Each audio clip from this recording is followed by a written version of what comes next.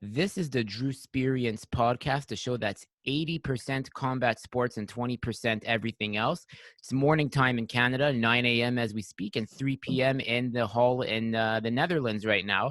The show is brought to you by Forever the Student by Sensei Patrick Pinto, a book about picking karate and other martial artists' greatest mind, about what makes them do the martial arts they do, whether it's Kyokushin karate, maybe Ashihara, Muay Thai, etc. And also KRT tips and tricks. Shout out to Sensei Wesley Jensen for helping make this happen, and also Darren Stringer for bringing the minds of all martial arts together during these difficult times. So KRT tips and tricks, making martial arts better, and not only that, bringing everyone together. But today, I'm joined by one of the biggest guests in martial arts, not only martial arts, but in Holland martial arts. He is a sensei in Ashihara Karate, another form of Kyokushin, where they have some different, a different way, maybe some different ways of going about the philosophy and how to use the art. He is one of the most decorated competitors in Ashihara. He is a successful sales executive or manager in what he does. He's going to talk about that a bit. And today I am extremely honored to be joined by Sensei Rene Stigter. Welcome, Sensei Rene. Yeah, thank you very much for your kind words. It's good to be here on the call, especially in these days with COVID lockdowns and all the stuff that's going on. So this is really a good thing to go out on this way, and really like it. Thank you, and thank you for coming on, because when I do this show, yes, we have this generation of people, like, people know, but I want to give those who have competed in the past a voice before social media existed. So also I want to thank Michael Zimmerman, who was one of your opponents, who said to me, you got to get Rene on. He's like, you have to get him on. He's like, if you want to talk about fighting and, like, in terms of, like, what it means to be a competitor, this is the guy you want to get on. So I want to also thank your past opponent, Misha. Said very kind words about you, like, on and off the record. So when I told him I got you, that's really nice to hear. Yeah, when I got you on, he was like, oh my God. He's like, you are going to like this guy. And already, like, when we had our first conversations, I was like, okay, I like this guy already. He understands martial arts. So my question is, you do Ashihara Karate. Now, it's not Kyokushin, but it falls under the same. And, Ashihara, whether it's Ashihara, Seido Kaiken, or other forms of knockdown, they're going to be in Kyokushin tournaments, like Asian as well. So how did you find out about Ashihara Karate?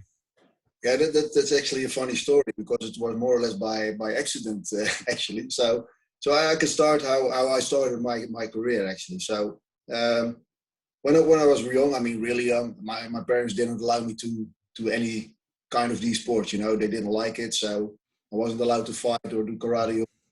So what we did is we watched the standard movies from Bruce Lee. We did our own stuff, and the fighting that we did was on the street, which was not good, but it happened. And when I was a little bit older, I was actually finally allowed to join a club. And at that time, I think it was the age of 14, 15 years, something like that. I went to a karate gym. It was the normal Wado karate, it's the semi-contact kind of thing. It was really popular.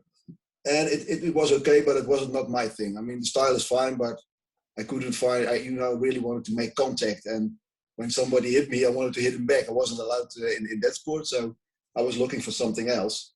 It was the end of the 80s, I think it was, yeah. And I was looking for a gym that could give me some more. Well, at that time, kickboxing became more and more popular. And as you probably know, in the Netherlands, we have many good fighters. And especially at that time, it was a time where people like Rob Kaman were at their peak, and there were many gyms. So there was a new gym around the area where I lived and it was started by Peter the Hurricane Smith. I didn't know who that guy was, but it was a very famous Kyokushin karate man, and also later a very famous kickboxer that actually beat Rob Kaman. And he started his own gym. So I started with kickboxing, and I did that for a couple of weeks, and I really liked the contact and the combinations and how it worked. But I had to go there by cycle, so it took me like an hour. I had to train. So after a few months, I stopped with that. And it was a small dojo that started actually in the place where I lived, but it was Kempo, traditional Kempo with the black suits, you know, really traditional stuff. I think we're 10, maybe 15 guys training there. And I started with that club, and it was really great. You know, it was hard, and we trained hard. And after 2 months, there were two senseis, actually, two friends that started that gym. And they said, we want to do something different. You know, we want to compete. We want to participate in competitions, but the Kempo didn't have that. And they want to use different styles and different angles. And those trainers had a background in Kempo, but also boxing, kickboxing, karate, and other things. And they were really searching for something new. Now, at that time, Ashihara Karate was coming from Japan to Europe. You know, it was Dave Cook who brought it to Europe. Dave Cook, who actually recently passed away, brought it there. And within the Netherlands, we had people like Dave Jonkers and Willem Brunegrave, also from Kyokushin. They picked that up. And they started with Ashihara Karate. So at that time, a lot of people, like my trainers, people coming from Kyokushin, kickboxing, they picked the Ashihara style up and started training that. So you had to take a course, you know, you come from one style to the other. So you have to switch in the training that you do.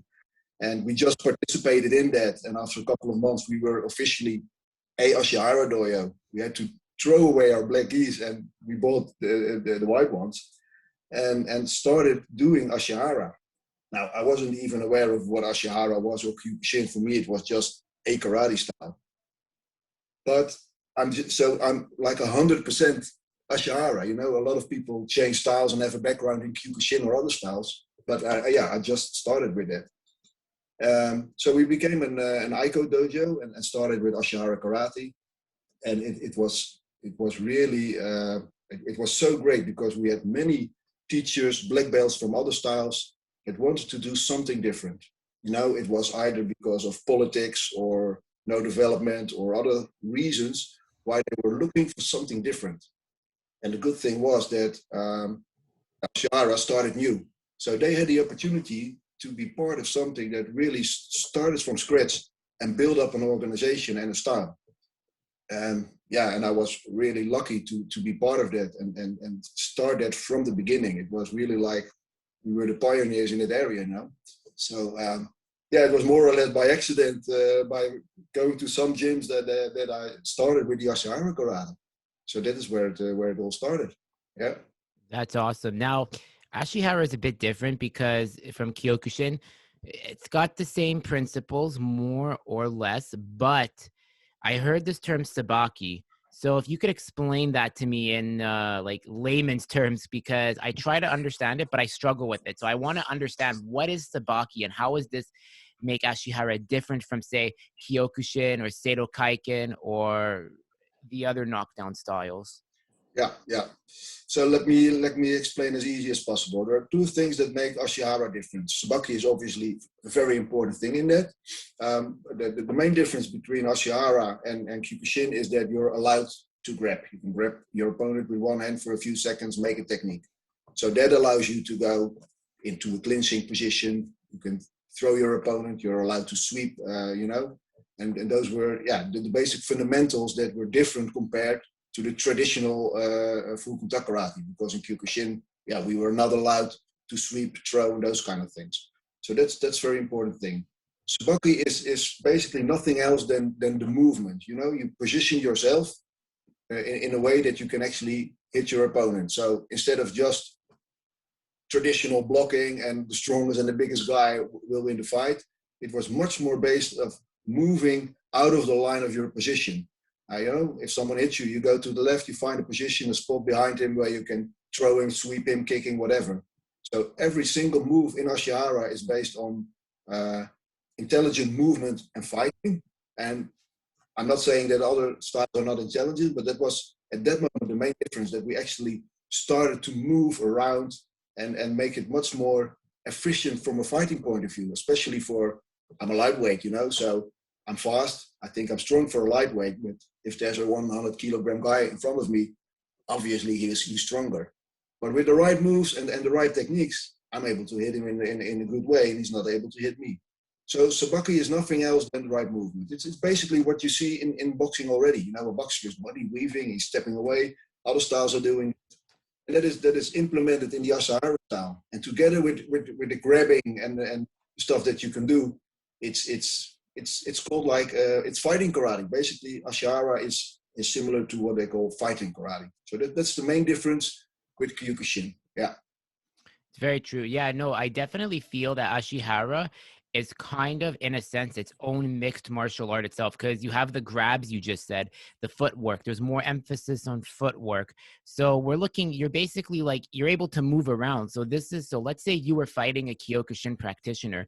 Your footwork would give that Kyokushin guy some trouble, because Kyokushin, they're known for being more charge first while attacking, and you're Yeah. able to dodge, not, well, yeah, dodge, but place yourself in a better position to counter. Definitely. And we also had the advantage that in the gym where I was coming from, we had two senseis that were really like proactive there. So they also picked things from boxing, kickboxing. I mean, we worked on the pads. We were also doing the body and weaving and attending other training. So in combination with the Ashihara, we were so different in fighting. And what you said is, instead of the traditional just standing and punching, we provided much more footwork and use in the area, whether it was in the ring or the tatami. We were always circling around. What you saw later, because when we started with fighting, so you have to understand there were some dojos in the Netherlands doing Ashihara. Like I said, it's fighting karate. It has evolved a lot during the years, but in the beginning, the only thing we had was katas, but for us, these were more like kumites.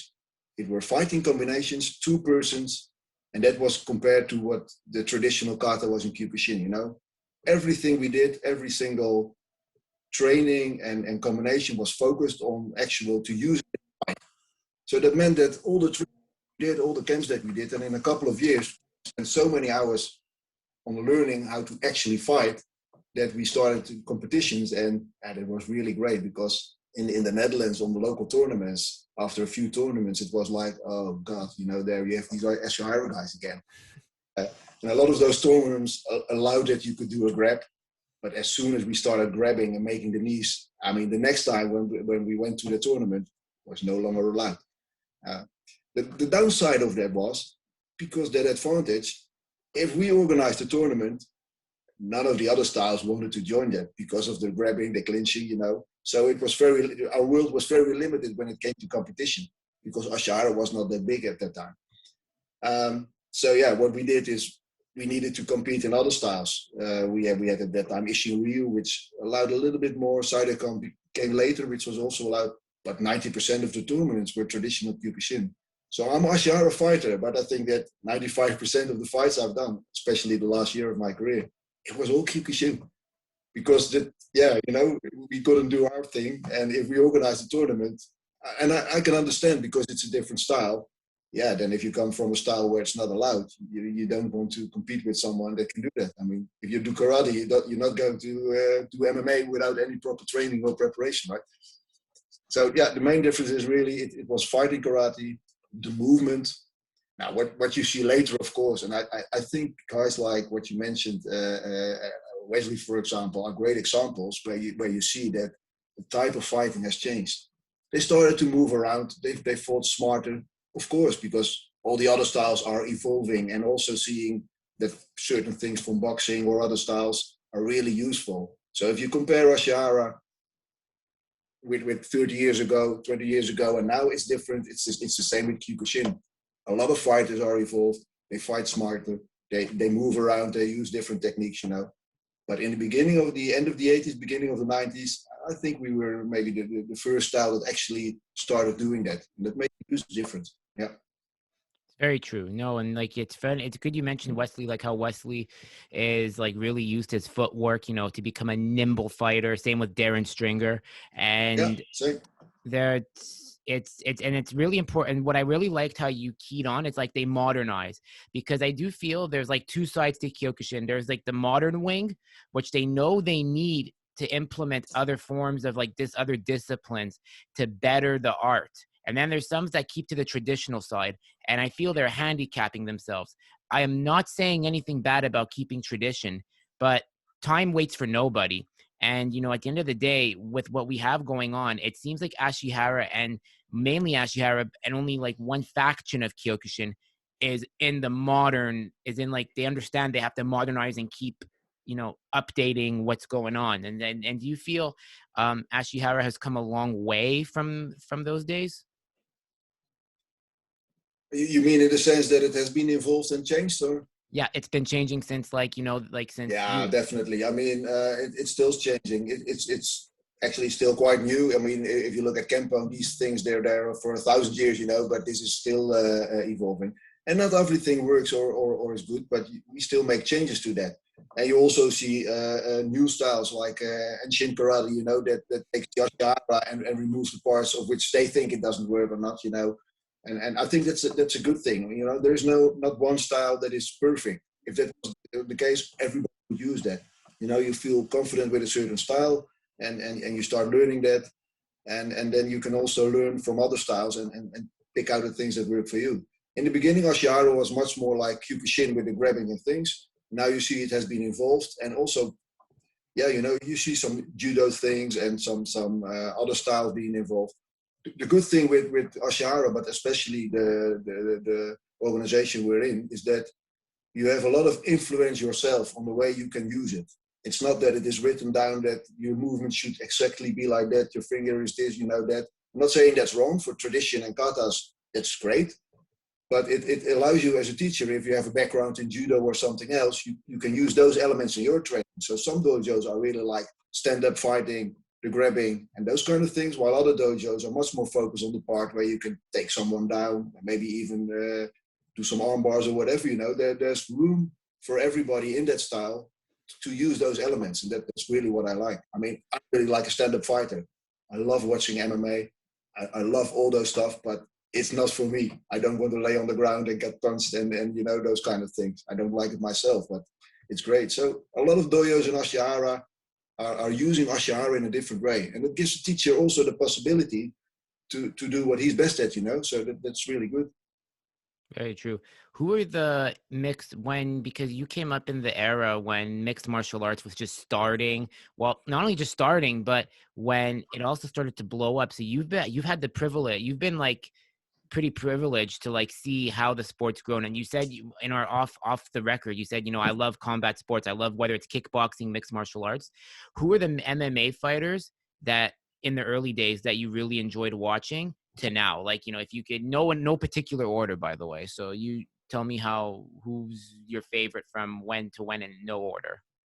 Oh, you mean from the beginning? That's really great that you asked that. I mean, we had the Ashihara Karate, and we had Dave Yonkers, and he had really good connections in Japan and everywhere, you know. So later we became involved from the Ashihara also in what was Daiji Yuku at that time. You know, he had his helmet up, and you could start punching to the face. So that gives us some exposure already to what we later call the MMA, and the Karateka Sammy Shields started with that. So we were able to follow his career, of course, and a lot of people know him as the K1 champion, but he's actually a great mixed martial arts MMA fighter who's great on the floor. So that was something.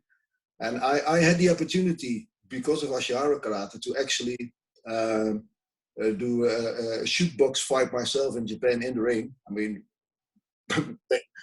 basically nobody knows that, but because of the karate, I won a couple of titles that time. And Dave Youngers told me, he said, I got a phone call from Remco Pardoel. That's the guy that also fought in one of the first UFCs. Great guy, by the way. He has a fighter. He cannot fight. Yeah, you can step in. It's within 2 weeks. You have to go to Japan and fight. I said, what is it? Yeah, it's shoot boxing. What the fuck is shoot boxing? I don't know. Yeah, you put on the gloves, and so I went for 2 weeks to Remco and just learned some things about on the floor and what you need to do. So we went there to Japan, and it was crazy. You know, we were picked up in a limousine. We had television things, and on the radio, it was like that you were like a big football star, and I was just like this karate guy and able to do that. Now, what happened was that, by the way, I lost the fight heavily because I ended up in an armbar, but the experience was great. Now, at that time, we had Pancras. Pancras was also like, you know, before the UFC, etc. It was also the start of the MMA. And Bas Rutte was there fighting, and I knew Bas Rutte from the kickboxing in his previous career. And he was fighting there, I think it was not yet for the King of Pancras title, but he was fighting this American kickboxer. I forgot his name.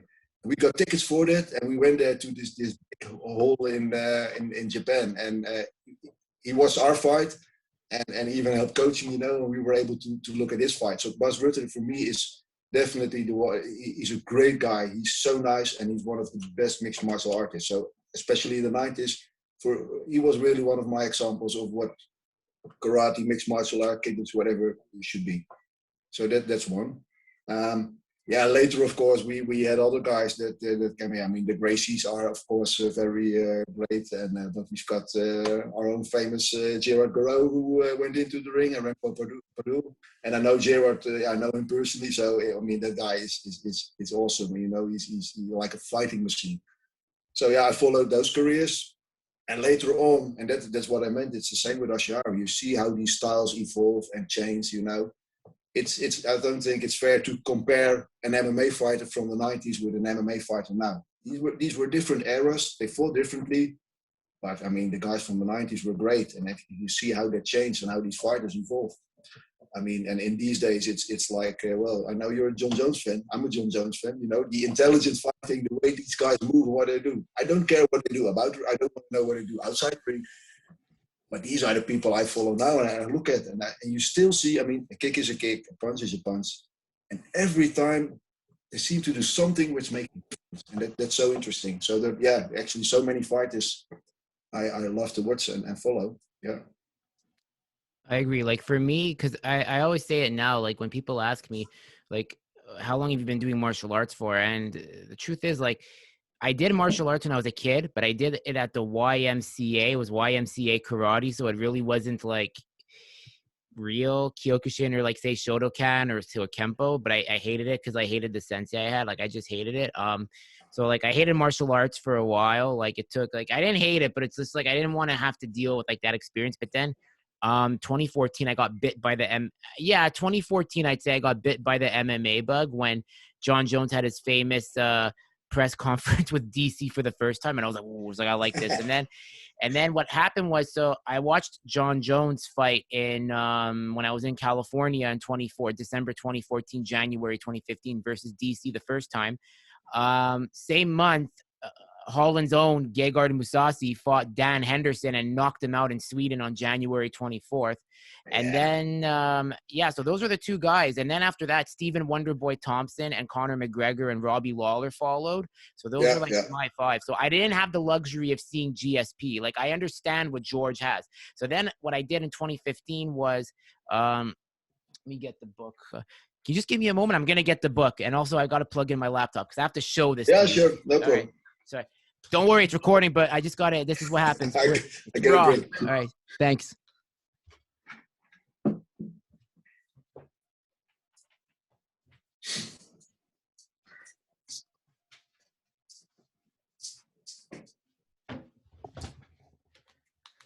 Okay, so here it is. So in 2015, after graduating university, with like I bought for myself to congratulate myself was the UFC Visual Encyclopedia.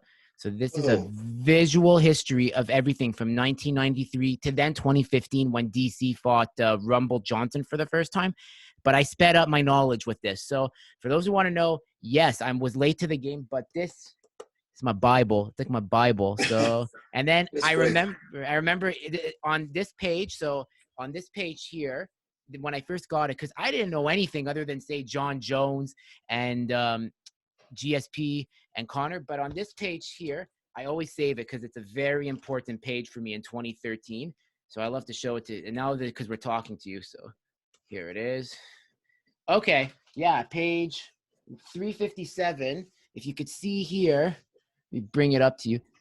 There's my boy. There's my boy, Gegard, my favorite fighter, Gegard. Yeah. He is really the GOAT. I mean, like I said, I watched, I think it was his first or second fight in the UK when he was a Bellator. I mean, that guy is he's complete, he can do everything. And he's still humble and, seems like a really nice guy. I didn't actually have a chance to meet him personally, but as a fighter, it's perfect. Whether it's kickboxing on the ground doesn't really matter. He's great.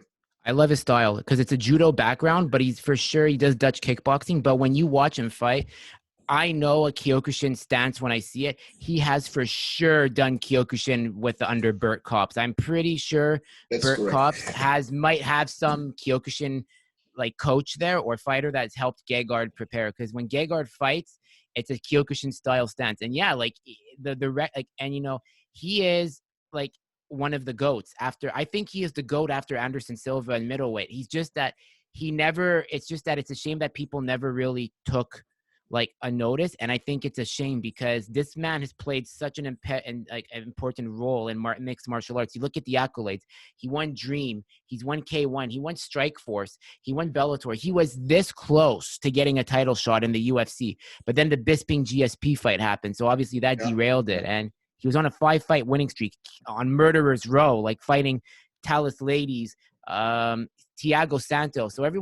And not many people know that the guy that John Jones fought, like, yeah, Gegard beat Thiago within one round, and it was fight of the night on UFC 200. So look it up. If you're an MMA fan, look it up. Yes, I love Gegard Mousasi. Like, I always say it, you know what? Like, he is the reason why I got into taking up martial arts, actually. Oh, that's great. Yeah, yeah. Yeah, you see, it's not always the best fighter that actually get the chance to compete for the title. There's more than just beating guys up. It's the complete package that you have to look at. And sometimes I like that. I mean, Conor McGregor is a great fighter, but he's got something special that makes it special to watch. Yeah. But if you don't have that, or you're not interested in that part, you're just the best fighter. It's not always enough in that competition, and that I don't like that always, but it is what it is. Yeah, exactly. There's so many just fighters to watch now, especially how the game has evolved. And when it comes now, what does it mean? Why do you think Holland or like the Netherlands is such a hot spot for kickboxing? Why is it? How is it? Like, where does it come from? Yeah, it's probably a combination. I mean, I know that we had some people that brought these fighting things back to Holland in a very early stage. So we were already doing karate and kickboxing maybe earlier than other countries. But I think the Dutch guys they're real fighters. They're like Gekert is fighting. It's no nonsense. Train hard, do your thing. Spend a lot of hours in the gym, and we're really open to make. If someone tells us something to do, you have to do it like that. Then we're asking, but why do you do it like that? Can we not do it differently? Instead of just doing it. So we always try to find ways to improve things. I think we've been working very hard to get our own system in place for the kickboxer. The typical Dutch kickboxer, you recognize them all over the world. By the way, if they're making their combinations and their kicks, it's the same with other sports. So I think we were far ahead of our time at that moment. Although the rest of the world is catching up or actually moving further, I think we were just the first, and the way we approached those sports really helped us to be on that level. On the other hand, if you look, we're a really small country. If you look at the numbers of fighters in different sports that we provided to the world, it's quite huge actually. So that's, I don't know, maybe it's the water. I drink a lot, so. Yeah, me too. I mean, Canada too is like, we're a hockey nation, like, because Holland is a soccer nation, but also a combat sports nation. And it's the same thing with Canada, specifically Quebec. You have like George St. Pierre coming out of there. George St. Pierre helped put mixed martial arts and Kyokushin and striking on the map. Rory McDonald. We haven't really had others pick it up since. Why? I don't know. Maybe they need to do something to help bring up, but there is politics with martial arts because of the government. We aren't like kickboxing organizations are outlawed. Like kickboxing is outlawed. Same with mixed martial arts. You have to go to like a reservation, like a First Nation. So First Nations is like, I don't want to say it like, I don't want to sound rude, like now I don't want to sound like politically incorrect here because it brings a lot of like, but like First Nations is another way of saying like Indians, like the natives. So they go to First Nations because it's not, because it's on like their land, so that's their land, so that's where the fights take place. But like in Holland, everything's legalized, and that's why I think you guys have had such a successful. Yeah. And I think because we're such a small country, I mean, within a 2.5 hour drive, you can go from one end to the other. And a lot of So everywhere where you go, there were dojos, there were competitions, especially in the 90s. I mean, there were so many new gyms and you know, some organizations broke up. So we got more organizations, more dojos. So at the time I started, and I wasn't at my peak then, we basically fought like 2 times a month. We went to a tournament, you know, you were still bruised from one tournament, you went to the other. So you had the chance to compete in so many events and train wherever you want, you know, so that also really helped. I mean, if you have like one big tournament a year and you have to drive for 5 hours to go to a dojo, yeah, maybe that also has an impact. But here, I mean, on every street corner, basically, you could train something. And the number of fights that we did in the 90s, it was incredible. I think it were hundreds of fights that we actually did, you know, it was crazy. Yeah. So maybe that helped, that we're just a small country and that we had opportunities to perform the sport that we wanted. Very true. Now, what has now, when it comes to the other question I have here is like, because as mentioned, I want to ask you, what was it like? Now, you were a competitor in the pre-internet days. So this is before Facebook, before Instagram, before TikTok, Yeah. Twitter, YouTube. What was that like? Sounds old. Well, I had that period and I fought for a really long time. So I also had some of the stuff after that period. The thing is that actually for the competing itself, it didn't really matter because we were not aware of that, of course, that we missed something. There were no mobile phones, there were no real live streams. We just went there and we competed. So actually, if we went to a bigger tournament, and it was professionally recorded, there were these big cameras, you know, and they made recordings of the fighting. And if you were lucky, in a couple of weeks, you could buy this videotape for a lot of money. And if you were more lucky, your fight was on there. Most of the time, it wasn't. You know, that was that time. So actually, only the people that attended those tournaments were aware of the fighting. Nobody else knew. So it was really very small. So what I won a tournament. I became a Dutch champion. I actually had to write my own little story, send it to the newspaper, to create some awareness that, yeah, we know, you know, also for our small gym, yeah, that we had a Dutch champion. Not because I wanted to write something about myself, but there was no other way to show to the rest of the world, or at least in the Netherlands, what we were doing, and that were actual championships and competitions. I mean, it was some kind of magic around it also, because, you know, oh, that guy's a Dutch champion. Nobody knew what you were doing. So with every story, you know, it becomes bigger. I'm pretty sure that there are a lot of legends created just by the story, while they, in fact, probably didn't even compete, you know. But nobody knew it, nobody saw it. So there was some magic around that. But yeah, the bad thing was it was really difficult to promote your sport. It was not on TV. If someone competed in a foreign country, you actually have to read it in some kind of magazine that comes out once a month, where only like 50 people were reading it, you know. So there was no exposure of the sport. I think that was really the bad thing. Nowadays, I've got many friends on Facebook. They're all searching for pictures, movies from the 90s, because hardly any material is there, you know. Well, these days, I mean, if a fighter is on the tatame and he's making a knockout, everybody's watching live with it, and you know, it's completely different. So on one hand, at that time we didn't recognize, but later, if you look back, we thought, yeah, we missed so much. You know, we don't have all that stuff on digital, so the internet really helped to give it a broader audience that goes for every sport. I mean, if the internet was not there, we wouldn't have this conversation, and we couldn't share all that knowledge and things, you know. You know, there were pros. I think there were many advantages to the internet, but, you know, 24/7 online, watching everything live, everybody has an opinion. That's something I don't like. I mean, we've got good fighters from the past. They really proved themselves at that time with how the sport was at that time. Yeah, if you now look back at that stuff and people have opinions about how somebody fought 30 years ago, you know, I don't like that. And also, if you fight on the tatami and you knock your opponent down, I mean, that happens, and it's good for you if you win the fight, but still you want to respect your opponent. If that's all live broadcasters all over the world and everybody has an opinion about it, while they don't understand what it means to go on the tatami, the preparation you have to do, the sacrifices you have to make, that's the bad. Yeah, that's the downside, I think. I'm not talking about professional fights. I really mean, karate and those kind of fights where you don't make any money. Um, yeah, so that everything is more or less live in the world. Yeah, I think that's a downside of the internet. But yeah, I've seen both sides. I started competitions really early 90s, directly the Open Championships and those kind of tournaments. And my last tournament was 2009, 2010. So it's for 20 years I competed at the highest level. I was 38 or 39 when I did my last international competition. So I was quite lucky to have part of the internet, and I have seen the difference, because a lot of younger people only know me from the last 10 years, while basically what I achieved and the most fight I did were back in the 90s. But nobody knows, that's because it wasn't recorded, it wasn't in the newspaper. So, yeah.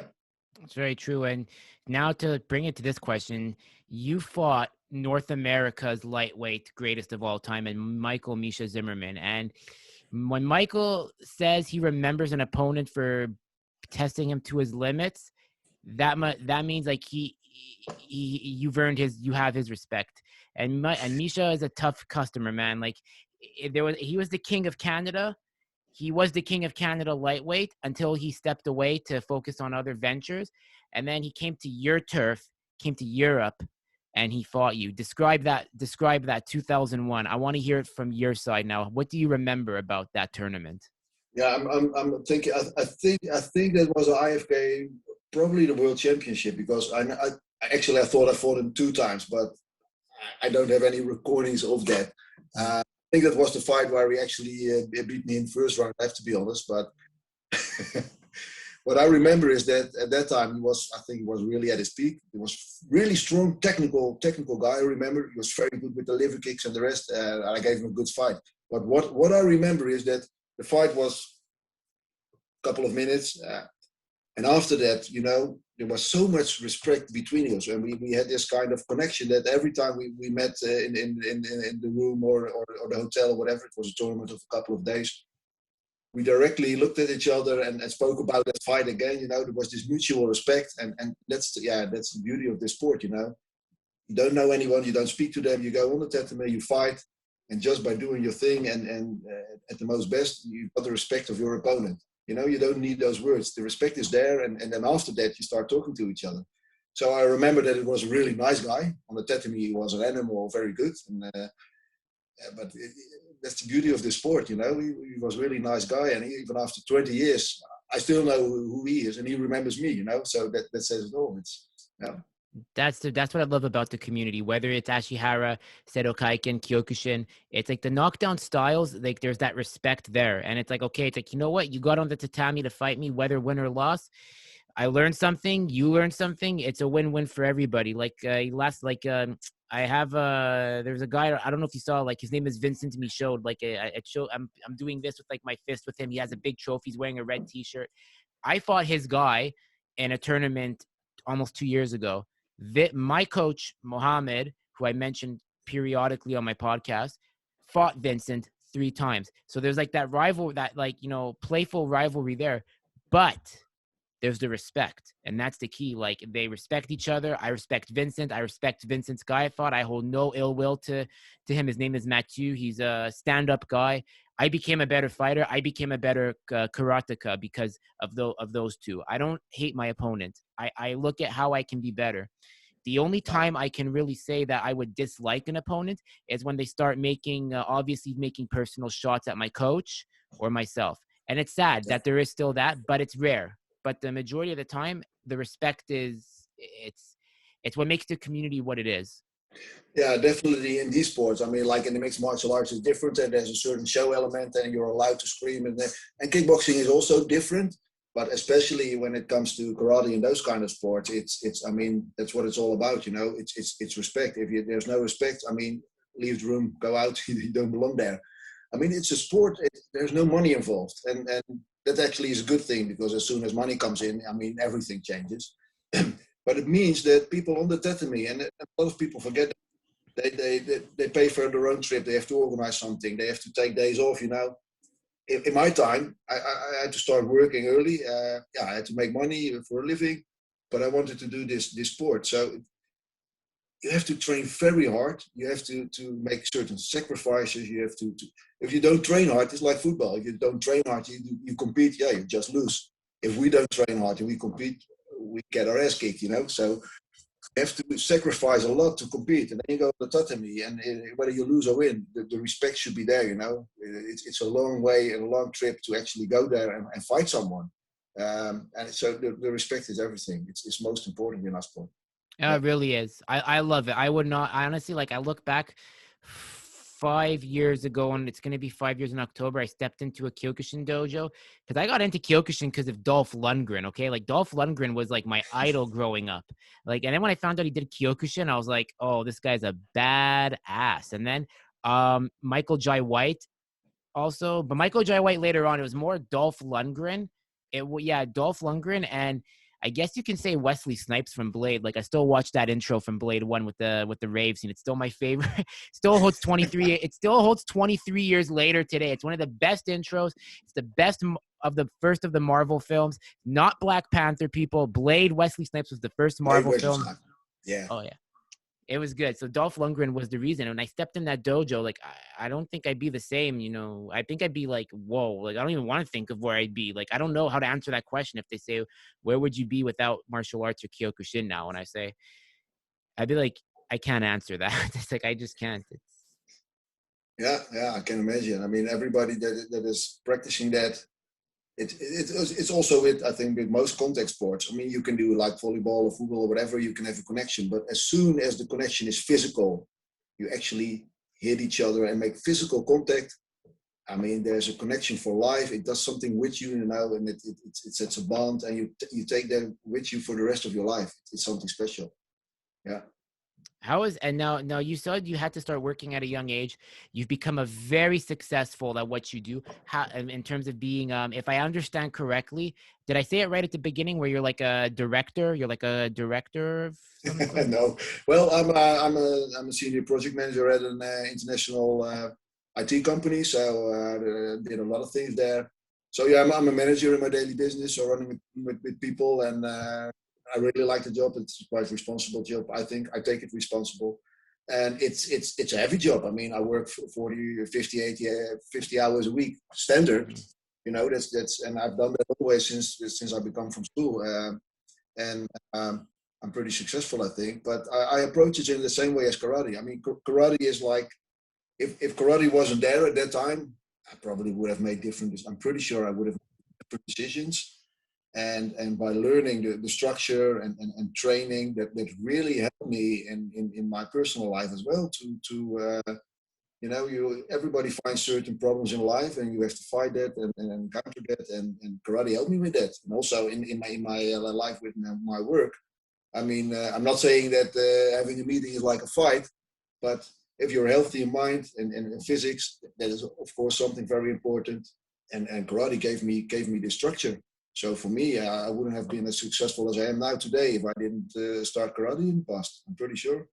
Yeah. So basically, just if I understand correctly, you feel that you've parlayed Ashihara, and Ashihara has helped you helped you get to where you are, to become like a project manager.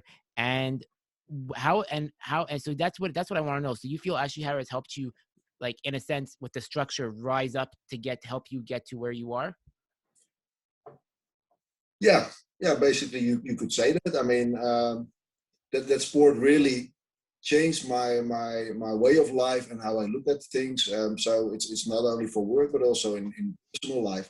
I have to say that I come from a really special dojo, and that's also part of that. So it's not the karate only. It's really the combination. So I want to tell you something about that.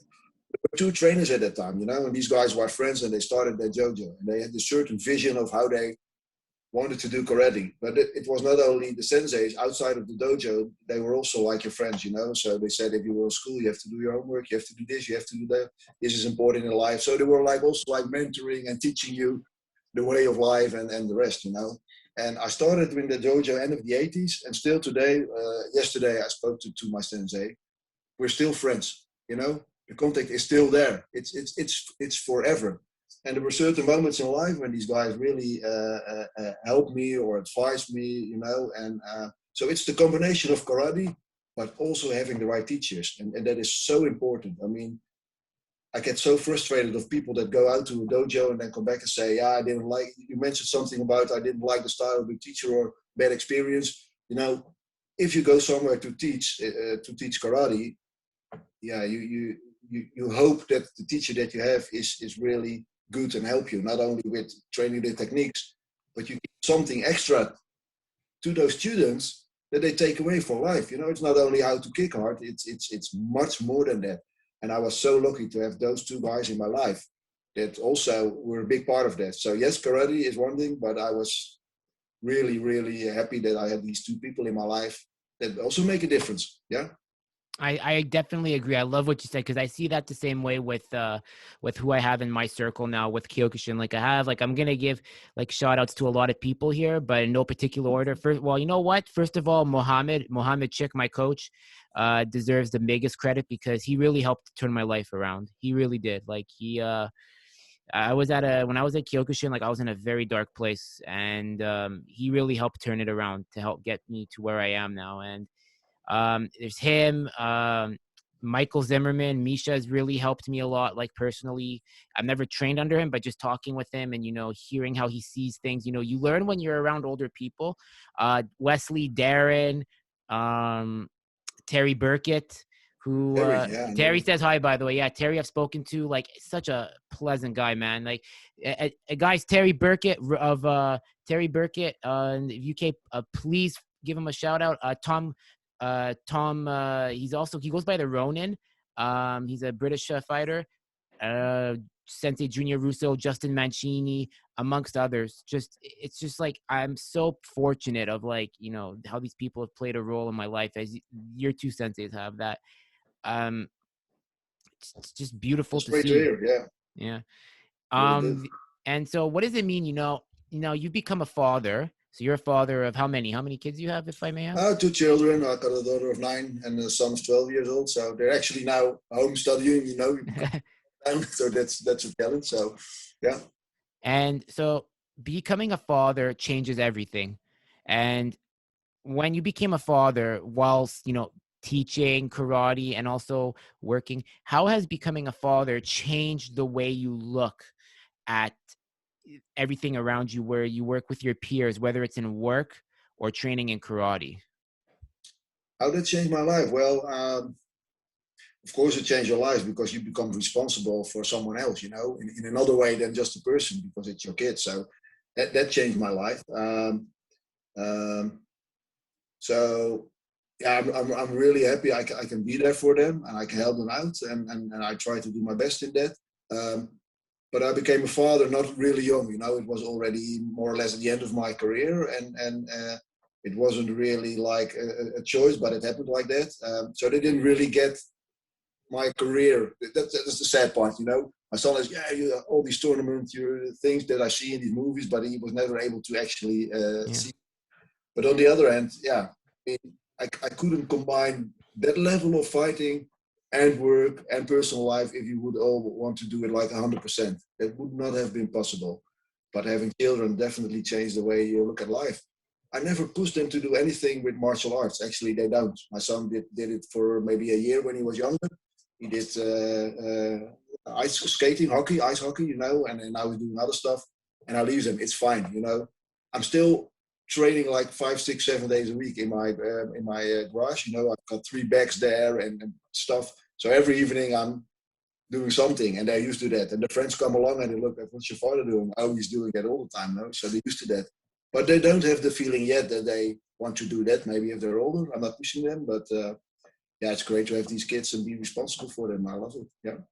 That's awesome, man. I'm happy to hear that. And you're really doing such good things, and it just to have you on. And why I do this show is because, as mentioned, I want to give the past greats the platform they deserve that they couldn't get because there was no internet back then. But when I do give with the internet, I want to use it in a positive way. I'm a historian, okay? I have my degree is in history. I never really used it to become a teacher. I wanted to, but anyways, Yeah. I'm happy with what I do. I work in an amazing company where I'm working with, it's like for a product that helps seniors, like, older people if they have a Hmm. fall. So that's more rewarding to me because I love Yeah. helping people. And I mean, but with my history degree, I'm using that for this podcast, whether it's for Kyokushin, BJJ, MMA, like, you saw the book there, so sometimes Yeah. we use it. That's the other thing too. Like, the path you intend to take, sometimes it doesn't always work out. It leads to something else. So it's crazy how martial arts can do that. Yeah. Yeah. It is. It is. I fully agree. Great. Great. I love being on the show. Actually, like I said, it's the first time I do something like that. I'm more on the background. I do my fighting. I think I did well. Um, but I'm not like promoting myself or those kind of things. I think I'm just a basic guy. I've got many friends in different organizations. Luckily, they all come back to me and say you're a nice guy. I hope they really mean it. So, but that's what it is. You train hard. You do the best what you can on the tatami, and no mercy there. You have to be the best. If that's my mentality. I go out there, but within the rules of the sport. Yeah. It's a sport. It's not, we call it fighting, but it's not like we're on the street. We do it within the boundaries of the rules that there are, and then you try to be the best. And I've made so many friends in different areas. It's great. Yeah. That's awesome. No, you've really done well for yourself. And just like when this episode comes out, I have a feeling you're following. People are going to hear it and they're going to be like, "Oh my God, I heard this." And, and if, if someone can take away from what we talk about and apply it to their life and it makes them better, then that's the purpose of the show. I don't care. I mean, I was talking with a big name in combat sports, details to come, as we're saying off the record. And he was telling me, he was like, they were telling me, and he said, a lot of people, it's hard for them to take that first step in the podcasting world because they want the money, they want the followers, they want to get the recognition.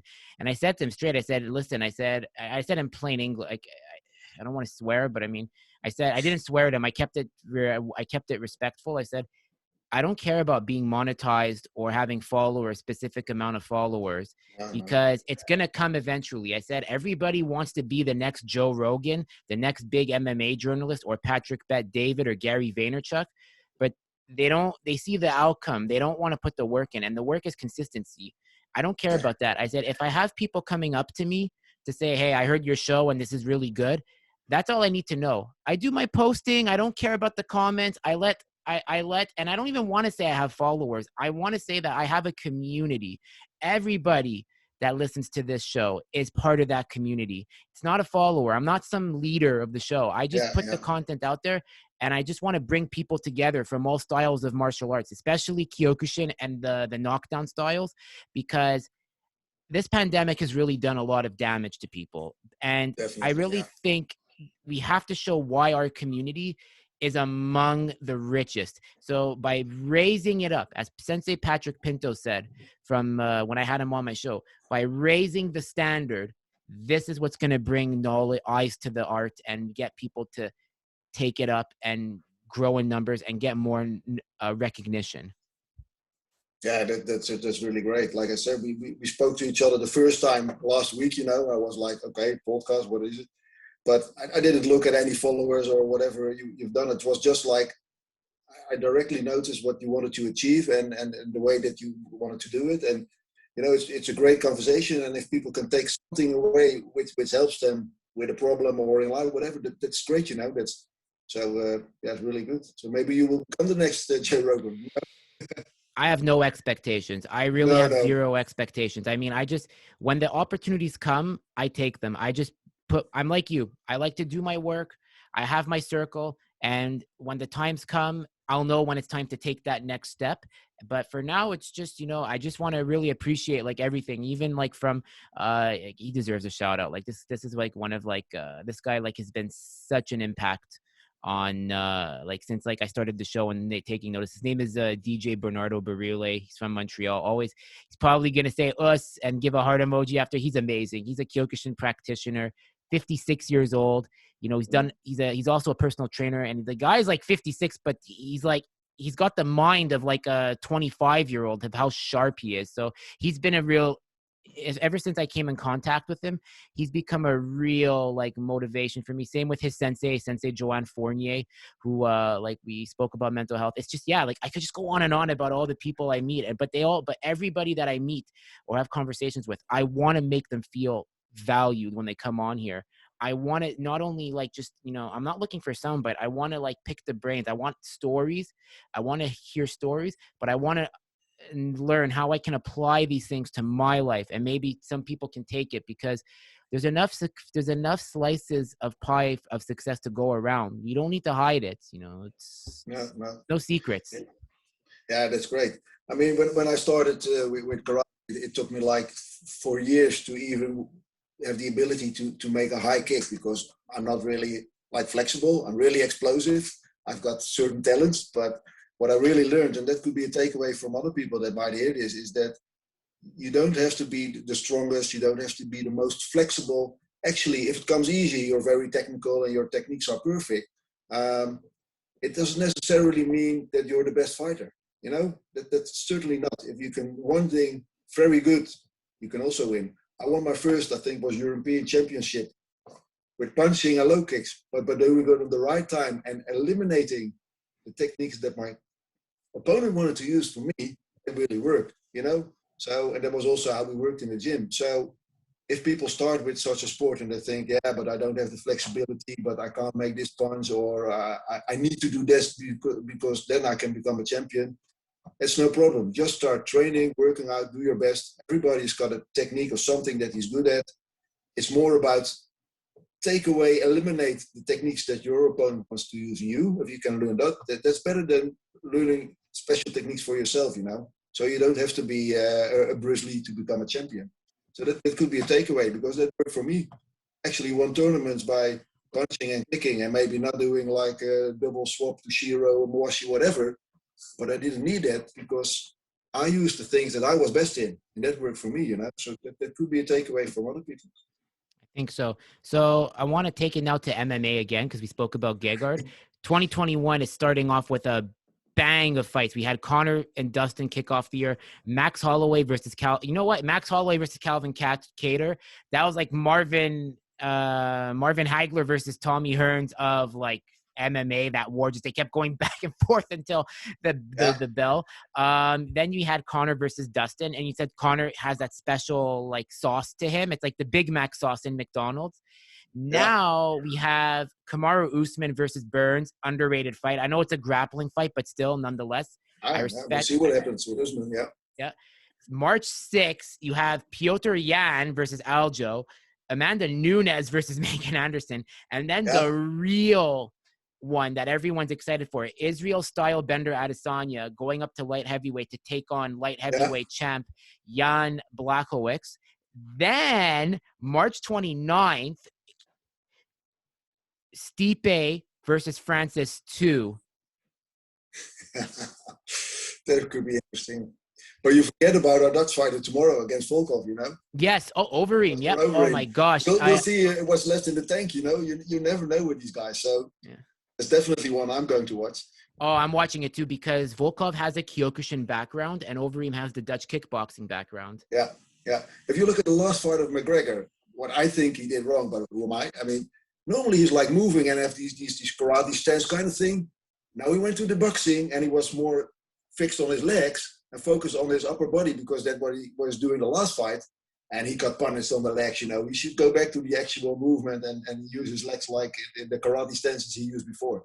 That's the McGregor I missed. Yeah, the McGregor when he fought Diego Brandao up until I would say the Nate Diaz one fight. Like, I mean, I remember 2015, because let's bring it back to 2015. So there's 3 fights I watched in 2015 that got me into MMA. It was John Jones DC1, Conor McGregor versus Dennis Seaver, then Gegard versus Hendo. So those were the 3 fights that said I'm in. Like, sign me up, man. So you really know your fights. I mean, I've seen a lot, but you're like an encyclopedia. You know everything. I'm the Rain Man of mixed martial. I used to know ice hockey. Like, I could name you the draft. I could tell you who scored this. Now it's like I'm kind of like, and it's funny. Like, sometimes I have friends that like do gambling, sports gambling. Like they make bets on like the plays. And I'm Yeah. like, guys, like, stop asking me. I don't follow hockey. Like, I do my fantasy hockey for myself, but don't call me for picks. Like, if you want to talk about fighting, not for picks, but if you want to talk about fighting, I'm your man for that. That's what I know now. But yeah, and what's your prediction? What's your take for Izzy versus Yan? Like, how do you see that one unfolding? Which one? Israel versus Yan. Yeah, that's the beauty of this sport. You can do all kinds of analysis and think this guy's better or fitter or more technical, but with one punch it can be done. But I would have to say, I think it's 50-50. I mean, they're both very good. It can go either way. I mean, everybody's probably looking at Israel Adesanya, but I wouldn't know. For me, it's 50-50. If they're both trained well and they can do what they can do, then it could be a really interesting fight. But yeah, like, it can be done in 3 seconds and it can take 5 rounds. And like I said, that it's really the beauty of the sport. Everybody is analyzing. You have all these statistics during the match, and then suddenly 10 seconds before the end of the round, it's done. Exactly. Same. That's the thing with me, because like I have because I had my friend Vincent Michaud on. He's heavyweight champion of Quebec Kyokushin, and he's represented Canada, fought in China. So shout out to Vince, another inspiration for helping me be good at French and what he's doing now with the martial arts. And we were talking about Francis versus Stipe too, and it's so 50-50. I mean, he loves Stipe, he respects Stipe, but he loves Francis. And he said, I have a feeling Stipe is still damaged from the DC wars, those 3 DC fights. He's like, I still think Stipe has damage. And he's like, I'm thinking Francis has a shot. I'm paraphrasing him here. He's like, but Stipe could win it too. And he's like, that's the thing. But he's like, Francis is just so dangerous right now. Yeah, he's incredible. Yeah, he's really dangerous. Yeah. Yeah, and that's with that sport, the damage is there. I mean, karate, you can have damage. You're not allowed to hit someone on the head with your bare knuckles because it's karate, but you are allowed to kick him in the head and knee him in the head. So in my time, I did also the boxing and kickboxing for training, but I never did a competition because the work I was doing, I really needed my brain for that, and still do. It was developing programming at that time, so I stayed away from too much injuries in the head. Yeah. Didn't make any money with it, so I tried to keep my brain safe. Yeah. Here's the best part. Whoever emerges the winner of Francis versus Stipe 2 gets John Jones, because John Jones that's what's like. Everyone's like, what fight are you excited for? And I said, when John Jones comes to heavyweight, then call me. Yeah, I hope he still has it. I mean, he's not old, but he's not that young anymore. But on the other end, with his movements and not having to care about his weight, so he will probably be a little heavier, but not too heavy.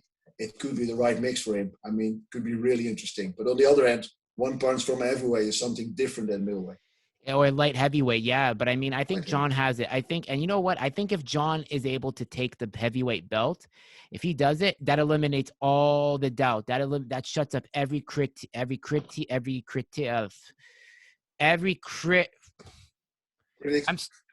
Yeah, I'm struggling with my words here. It shuts up every critic in journalism, the fans who hate on him because of, look, I don't pay attention to what he does outside because it's not focused. Look, I get it. We're all human. We make mistakes. But John is in a happier place now too. I mean, look, I look at John Jones as a similar story as Mike Tyson, impulsive, reckless, but they come around. Time catches up.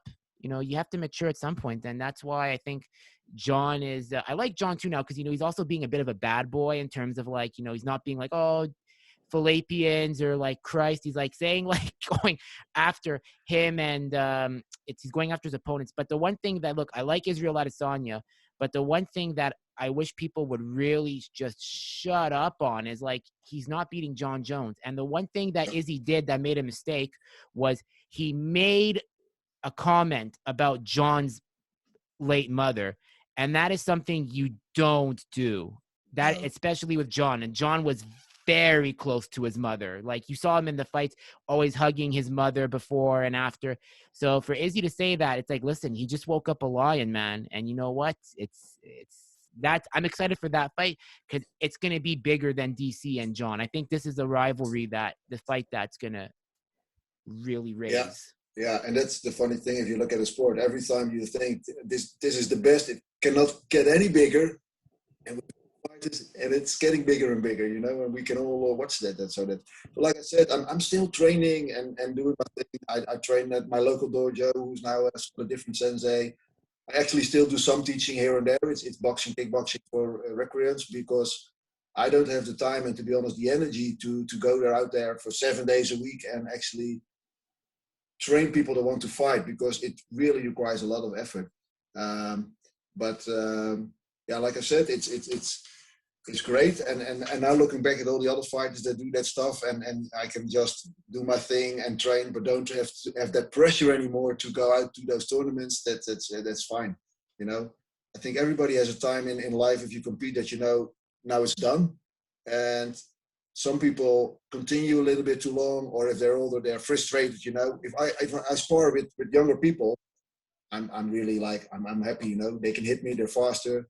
I don't want to pay back like from, I was a champion 10 years ago, now I'm going to hit you or something. I actually applause for them and said, this is really good. And they're like, oh, I said, this is really good. I'm not going to punish you for something, because I'm older. I have my time. I try to help you. I can, teach some things to you, and now it's your time. You can be next champion.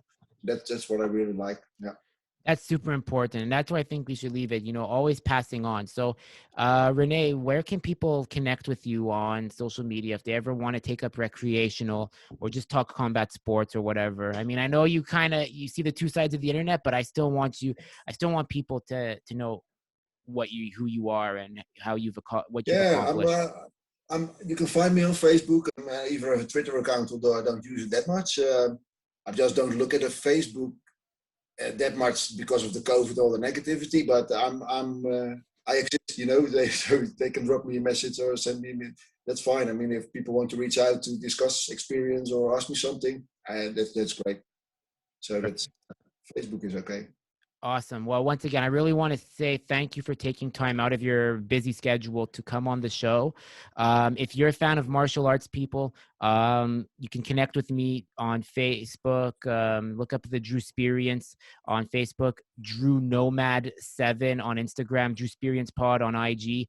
I'm active on those, and always here if you ever want to chat about martial arts. So once again, I want to also thank Sensei Wesley Jansen for helping make this happen.